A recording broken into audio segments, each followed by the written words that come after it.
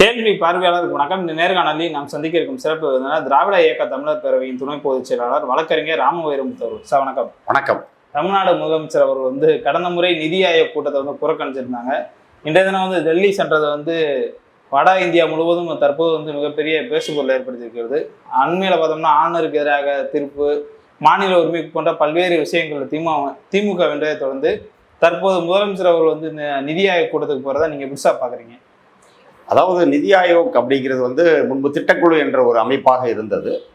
கடந்த 9 ஆண்டுகளுக்கு முன்பாக பாஜக ஆட்சி பொறுப்பேற்று மோடி ஆட்சி பொறுப்புக்கு வந்த பிறகு இது திட்டக்குழு என்ற பெயர் நிதி ஆயோக் என்று மாற்றப்பட்டது. இப்போ நிதி ஆயோக் ஆண்டுதோறும் அதன் நிர்வாக குழு கூட்டத்தை நடத்துவது வழக்கம். அங்கே மாநில முதல்வர்கள், அதே போன்று யூனியன் பிரதேசங்களுடைய துணைநிலை ஆளுநர்கள் போன்றவர்கள், அதே போல நீதித்துறை செயலாளர்கள், தலைமை செயலாளர்கள் போன்றவர்கள் ஆண்டுக்கு ஒரு முறை அந்த மாநிலங்களுக்கு என்ன நிதி தேவை இருக்கிறது என்பதை அந்த நிதி ஆயோக் முன்பாக அவர்கள் தெரிவிப்பார்கள்.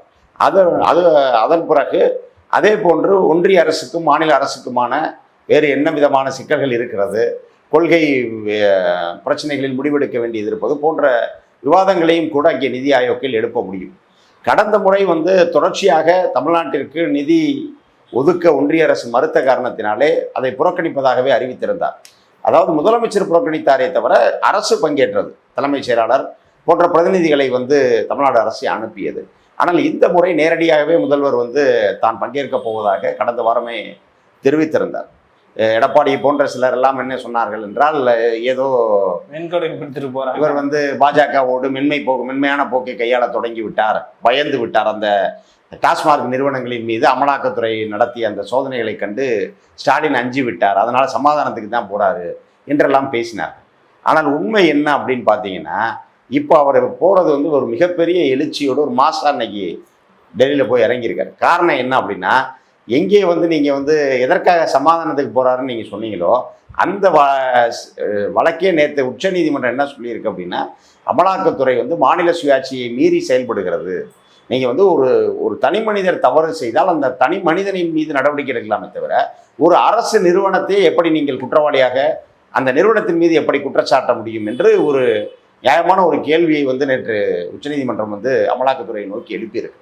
ஆக அமலாக்கத்துறையை வைத்துக்கொண்டு பயமுறுத்தலாம், அதன் மூலமாக திமுகவை தங்கள் கட்டுப்பாட்டில் கொண்டு வந்து விடலாம் என்று பாஜக நினைத்தது.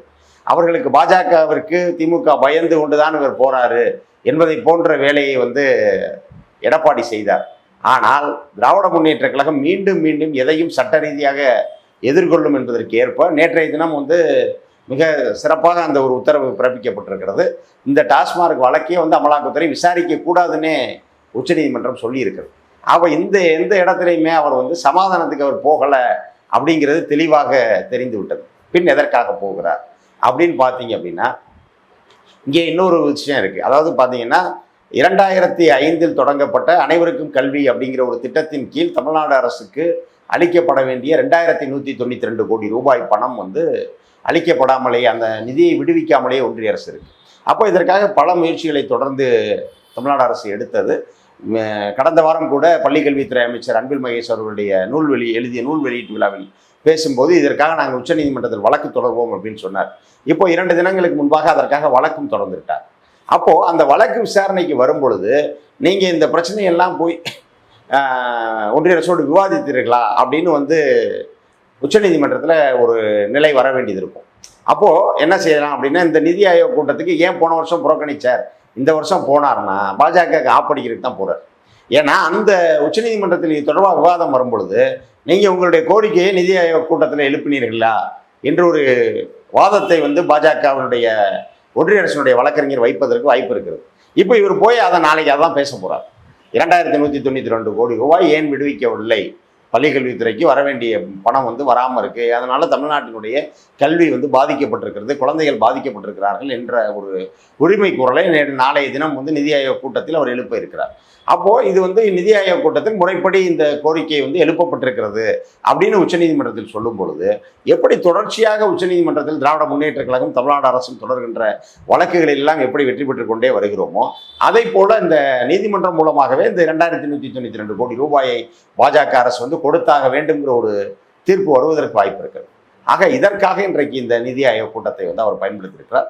அதே போல பார்த்தீங்கன்னா ஆளுநர் வந்து தொடர்ச்சியாக தமிழ்நாடு அரசுக்கு கொடுத்து கொண்டிருக்கக்கூடிய இந்த குடைச்சல் அந்த சிக்கல் வந்து இப்போ உச்சநீதிமன்றம் அளித்த அந்த தீர்ப்புக்கு பிறகு வந்து சற்று அடங்கி இருக்கிறது. அப்போ அதையும் வந்து அவர் நாளைய தினம் வந்து அந்த கூட்டத்தில் வந்து அவர் பேசும் பொழுது இது மற்ற மாநிலங்களுக்கு ஒரு உத்வேகத்தை கொடுக்கும். இப்போ மற்றவங்க என்ன ஆளுநர் இப்படி பிரச்சனை பண்றாருன்னு பயந்துகிட்டு இருப்பாங்க. ஆனால் திமுக வந்து பயப்படாமல் வந்து ஆளுநரை உச்சநீதிமன்றத்தில் சென்று இன்றைக்கு ஆளுநரை அடக்கி வைத்திருக்கிறது. அப்போ இதை வந்து அவர் தன்னுடைய அனுபவத்தை தன்னுடைய வெற்றி செய்தி அவர் இங்கே பகிர்ந்து கொள்ளும் பொழுது மற்ற முதல்வர்கள் எல்லாருமே அதை வந்து எடுத்துக்கொண்டு அவர் அன்னைக்கு வருவார்கள். அதே போல் ஏற்கனவே பார்த்தீங்கன்னா இந்த 8 மாநில முதல்வர்களை வந்து இந்த வழக்கின் மீது ஒரு ஆலோசனை கேட்கிறேன்னு குடியரசுத் தலைவர் 14 கேள்வியை எழுப்பிய போது இவர் எதிர்க்கட்சி ஆளும் மாநிலங்களுக்கெல்லாம் கடிதம் எழுதினார். அப்போ நாளைய தினம் அவர்கள் அங்கே வரும் பொழுது அது குறித்து அவர் நேரடியாக பேசுவதற்கெல்லாம் வாய்ப்பு இருக்குது. இல்லை இருந்தாலும் ஒரு வெள்ளைக்குடை பிடிச்சிட்டு போறாரு. திமுக வந்து எங்களை சொன்னீங்க, நாங்க டெல்லிக்கு போகும்போது இன்னைக்கு நீங்களே போறீங்கன்னு எடப்பாடி பழனிசாமி கூறின கருத்தை தொடர்ந்து வந்து அதிமுக பல்வேறு நபர்கள் வந்து தற்போது பரப்பிட்டு வராங்க. அதாவது இப்போ நீங்கள் அதற்காக யாருமே டெல்லிக்கு போகாமல் இருக்க முடியுமா? இப்போ நான் கூட 2 மாதம் முன்னாடி டெல்லிக்கு போனேன். அது மாதிரி ஒவ்வொருவரும் அவர்களுடைய பயணம் செய்ய வேண்டிய ஒரு சூழல் அதனுடைய காரணத்தை பொறுத்து இருக்கு. ஆனால் அவர்கள் எப்படி போனார்கள், எதற்காக போனார்கள் அப்படிங்கிறதா சிக்கல். நேற்றைய எடப்பாடி எப்படி போனார்னா பாஜகவோடு இனிமேல் கூட்டணியே கிடையாது, நான் சேர மாட்டேன் என்றெல்லாம் மக்கள் மத்தியிலே வீரவசனம் பேசிவிட்டு தன்னுடைய கட்சியினர் மத்தியிலே கூட ஆலோசிக்காமல், இப்போ பொதுவாக திராவிட முன்னேற்ற கழகம் இருக்குது அப்படின்னா ஒரு கூட்டணியோ ஒரு விஷயமோ முடிவெடுப்பதற்கு முன்பாக திராவிட முன்னேற்ற கழகத்தினுடைய பொதுக்குழுவோ செயற்குழுவோ உயர்நிலை செயல் திட்டக்குழுவோ கூடி அதில் வந்து ஒரு முடிவெடுத்த பிறகுதான் அவங்க எந்த நடவடிக்கை எடுப்பாங்க. ஆனால் எடப்பாடி வந்து டெல்லிக்கு போக போகிறாரு, பாஜகவோட கூட்டணி பேசி முடிக்க போகிறாரு, அமித்ஷாவை பார்க்க போகிறாருங்கிறது யாருக்காவது அதற்கு முன்பாக தெரியுமானா தெரியாது. சட்டப்பேரவை நடந்து கொண்டிருக்கிறது. சட்டப்பேரவை நடந்து கொண்டிருக்கிற ஒரு நிலையில் அவர் பாட்டுக்கு யார்கிட்டையுமே சொல்லாமல் அங்கே போகிறார். அங்கேருந்து பார்த்தீங்கன்னா அங்கே போய் இறங்கிட்டு பொதுவாக எதிர்க்கட்சி தலைவர் என்கிற முறையிலே வந்து ஒரு அமைச்சருக்கான இணையான அவருக்கு தகுதி எப்போதுமே தமிழ்நாடு அரசுலேருந்து அளிக்கப்படும். அந்த புரோட்டோக்காலின் படி அவர் எப்போ டெல்லி போனாலும் அவருக்கு தமிழ்நாடு இல்லத்திலிருந்து ஒரு வாகனம் டாடா இனோவா கார் வந்து அவருக்கு கொடுக்கப்படும். Toyota Innova. அன்றைக்கு வந்து அந்த இனோவா காரை தவிர்த்துட்டு அவர் வேறு காரில் போகிறார். அப்படி வேறு காரில் போனவரும் நேரடியாக அமித்ஷாவை பார்க்கல. இன்னொரு நிகழ்ச்சிக்கு போயிட்டு அந்த நிகழ்ச்சியில் அதிமுகவுடைய அலுவலக கட்டிடம் கட்டுற இடத்த போய் பார்க்குறாரு. அங்கேருந்து முதல்ல போன காரை விட்டுட்டு அங்கேருந்து இன்னொரு காரில் அமித்ஷா வீட்டுக்கு போகிறார். அமித்ஷா வீட்டுக்கு போகிற வழியிலையும் பாதி வழியில் இன்னொரு கார் மாறுறார். திருப்பி அமித்ஷா வீட்டில் இருந்து அவர் வெளியில் வரும் பொழுது வெளியே பத்திரிகையாளர்கள் காத்து கொண்டிருக்கிறார்கள், அவர்கள் கேள்விக்கு பதில் சொல்ல வேண்டியது இருக்குன்றதுனால புறவாயிலில் வெளியே போகிறார். பேக்கெட் வழியாக வெளியே போயிட்டு அங்கே இன்னொரு காரை வர வச்சு அந்த கார்லேருந்து போகிறார். ஸோ இப்படி அமித்ஷா வந்து கார் மாறி போகிற மாதிரி போகலை. இவர் வந்து முன்னரே தன்னுடைய பயண திட்டத்தை சொல்கிறார். இன்னும் சொல்ல போனால் கடந்த வாரமே சொல்லிடுறார். நிதி ஆயோக் வந்து தன்னுடைய அழைப்பை அனுப்புகிறது. நிதி ஆயோக்குடைய 9வது நிர்வாக குழு கூட்டம் இத்தனாம் தேதி நடக்குது, 24ஆம் தேதி மே மாதம் நடக்கிறது, நீங்கள் வாருங்கள் என்று அழைப்பு வந்து நிதி ஆயோக்கிலிருந்து தமிழ்நாடு முதலமைச்சருக்கு வந்திருக்குது. அப்போ இந்த அழைப்பை ஏற்று நான் இந்த முறை போகிறேன்றதை அவர் முன்னாடியே சொல்லிடுறார், ஓப்பனாக சொல்லிடுறாரு. அதே போல் அவருடைய பயண திட்டமும் அறிவிக்கப்பட்டிருக்கிறது. இன்று காலை அவர் கிளம்புறாரு, இன்று மதியம் டெல்லி போய் சேர்ந்துட்டாரு, இன்றைக்கு தமிழ்நாடு இல்லத்தில் ஓய்வெடுத்துக் கொண்டிருக்கிறார். இன்று மாலை வந்து காங்கிரஸ் கட்சியினுடைய மூத்த தலைவர்கள் சோனியா காந்தியை ராகுல் காந்தியை சந்திப்பதற்கான வாய்ப்புகள் இருக்கிறது. நாளைக்கு காலையில் 10 மணிலிருந்து இரவு 7 மணி வரைக்கும் நிதி ஆயோக் கூட்டம் இருக்குது. இந்த நிதி ஆயோக் கூட்டத்தில் தமிழ்நாட்டுக்கு ஒதுக்கப்படுகிற நேரத்தில் வந்து இவர் பேசுகிறார். அது மட்டுமின்றி அந்த கூட்டத்தின் இடையிலே கிடைக்கிற இடைவேளை நேரங்களை பயன்படுத்தி எதிர்க்கட்சிகள் ஆளும் மாநிலங்களோடு பேசுகிறார். இவ்வளவு தூரம் வந்து ஸ்டாலினுடைய இந்த சுற்றுப்பயணம் பாஜகவையும் அதிமுகவையும் இத்தனை தூரம் கலவரப்படுத்துவதற்கு மிக முக்கிய காரணம் என்ன அப்படின்னா, நாளைய தினம் அவர் எதிர்க்கட்சிகள் ஆளும் முதல்வர்களை மட்டும் சந்திக்கலை, சந்திரபாபு நாயுடுவையும் சேர்த்து சந்திக்க போகிறார். இவங்களோட பயம் அதுதான். ஏன்னா இன்னைக்கு அவங்க உட்கார்ந்துருக்க நாற்காலியினுடைய ஒரு மிகப்பெரிய அதை தூணாக அந்த அவர்களுடைய இந்த அரசை தாங்கி கொண்டிருப்பவர்கள் ஒருவரான சந்திரபாபு நாயுடுவோடும் அவர் பேச போகிறார். ஒருவேளை சந்திரபாபு நாயுடுவிடம் இவர் வேறு மாதிரி பேசி அவர் இந்த கூட்டணியை விட்டு அவர் சந்திரபாபு நாயுடுவை வந்து அழைத்து விடுவாரோ என்கிற ஒரு எண்ணத்தில் தான் இவர்கள் இவ்வளவு தூரம் பயந்து புலம்பிக் கொண்டிருக்கிறார். இல்லை, இப்போ கடந்த முறை வந்து மேற்கு வங்க முதல்வராக இருக்கக்கூடிய மம்தா பானர்ஜி அவர்களுக்கு வந்து பேசுவதற்கு வந்து சரியான நேரம் ஒதுக்கப்படலைன்னு சொல்லிட்டு ஒரு விமர்சனமாச்சு. தற்போது வந்து தமிழ்நாடு முதலமைச்சருக்கு அந்த நிலை ஏதாவது ஏற்பட வாய்ப்பு இருக்குமா? இல்லை, கண்டிப்பாக. அதாவது பார்த்தீங்கன்னா பாஜக எந்த விதத்திலும் மக்களாட்சியினுடைய மாண்புக்கு ஏற்ற வகையிலே செயல்படாதுங்கிறத நம்ம பலமுறை பார்த்துருக்கிறோம். பொதுவாக இப்போ தமிழ்நாடு அரசில் திமுக ஆட்சி பொறுப்பில் இருக்கும் போதெல்லாம் சட்டமன்றத்தை பார்த்தீங்கன்னா அதிகமான நேரங்கள் வந்து எதிர்க்கட்சியினருக்கும் தோழமை கட்சியினருக்கும் தான் கொடுக்கப்பட்டிருக்கும். அந்த அளவுக்கு மக்களாட்சியை மதித்து நடக்கிறவர்கள் திமுகக்காரர்கள். ஆனால் பாஜக வந்து தான் தோன்றித்தனமாக செயல்படக்கூடியவர்கள். கடந்த முறை வந்து மம்தா பானர்ஜிக்கு குறைவான நேரம் தான் ஒதுக்குனாங்க. அதை இறுதியிலே கூட அங்கிருந்தே கூட அதில் வெறுத்து போய் அவங்க வெளிநடப்பெல்லாம் பண்ணாங்க. ஆனால் நாளைய தினம் இதை போன்ற ஒரு வேலையை திமுக தலைவருக்கும் அவர்கள் செய்வதற்கான வாய்ப்புகள் இருக்கத்தான் செய்கிறது. ஆனாலும் கூட சிங்கத்தை அதன் குகையிலே சந்திப்பது என்கிற ஒரு முடிவோடு தான் தளபதி போயிருக்கிறார். இன்றைக்கு தளபதி அவர்களுடைய வருகை அப்படிங்கிறது வந்து வட இந்தியாவில் ஒரு மிகப்பெரிய பரபரப்பை கிளம்பி இருக்கிறது. இன்னைக்கு அவர் போய் மதியம் இறங்குறாருன்னா ஆல் இண்டியா அளவில் இருக்கக்கூடிய அனைத்து மீடியாக்களும் பார்த்தீங்கன்னா விமான நிலையத்திலேயும் தமிழ்நாடு இல்லத்திலும் தான் குவிந்திருக்கிறார். அப்போது முதல்வருடைய வருகை என்பது வந்து இந்த பாஜக அரசையே நாளைக்கு புரட்டி போடக்கூடிய ஒரு விஷயமா இருக்கும். ஏன் அப்படின்னா இந்த ஆட்சியினுடைய நாட்கள் எண்ணப்பட்டு கொண்டு இருக்கின்றன.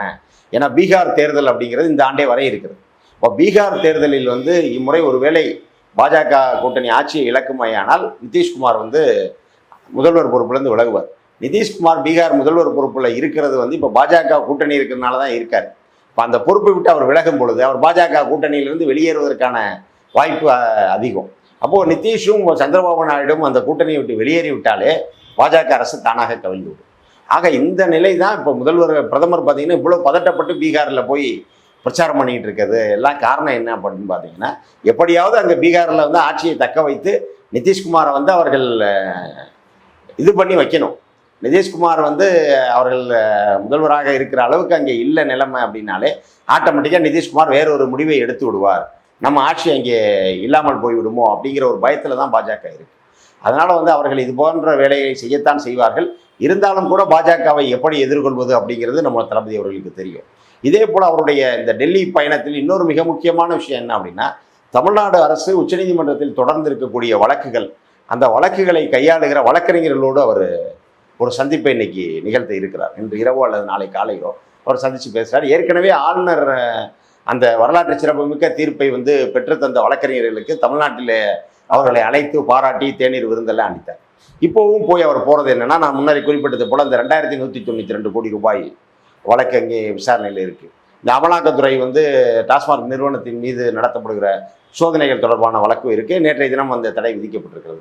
இப்படி தமிழ்நாடு அரசு ஏற்கனவே தொடர்ந்து இருக்கக்கூடிய வழக்குகள், அந்த வழக்குடைய நிலைமை என்ன, அதில் எவ்விதமான வாதங்களை எடுத்து வைக்கலாம் என்பது குறித்தும் வந்து அவர் உச்சநீதிமன்றத்தில் வாதாடி கொண்டிருக்கக்கூடிய அந்த சட்ட நிபுணர்களோடு ஆலோசிக்கவும் இருக்கிறார். ஆக இப்படி ஒரு மிகப்பெரிய திட்டத்தோடு நான் இதை தான் செய்ய போகிறேன் அப்படின்னு அறிவிச்சுட்டு வர்றார். பழனிசாமி மாதிரி வந்து நான் எதற்கு வந்தேன் அப்படிங்கிறதே சொல்லாமல் டெல்லியில் இறங்கும்போது கூட சொல்கிறார், நான் யாரையும் சந்திக்கக்கூடிய திட்டம் எனக்கு இல்லை, நான் வந்தது எங்களுடைய அலுவலகம் கட்டுறதை பார்க்குறதுக்கு தான் அப்படின்றார். ஆனால் அந்த அந்த இது அந்த சொன்ன வார்த்தை கூட அது காற்றுல கூட கரைஞ்சிருக்கிறது மாதிரி உடனடியாக போய் அந்த அலுவலகத்தை பார்த்த உடனே அடுத்த அமித்ஷா வீட்டுக்கு போகிறார். அதனால் வந்து தளபதி மு.க. ஸ்டாலின் அவர்களுடைய இந்த டெல்லி பயணத்தை குறித்து பேசுவதற்கு அதிமுகவுக்கு எந்த அருகதையும் இல்லை. நன்றி சார். வாய்ப்புக்கு நன்றி, வணக்கம்.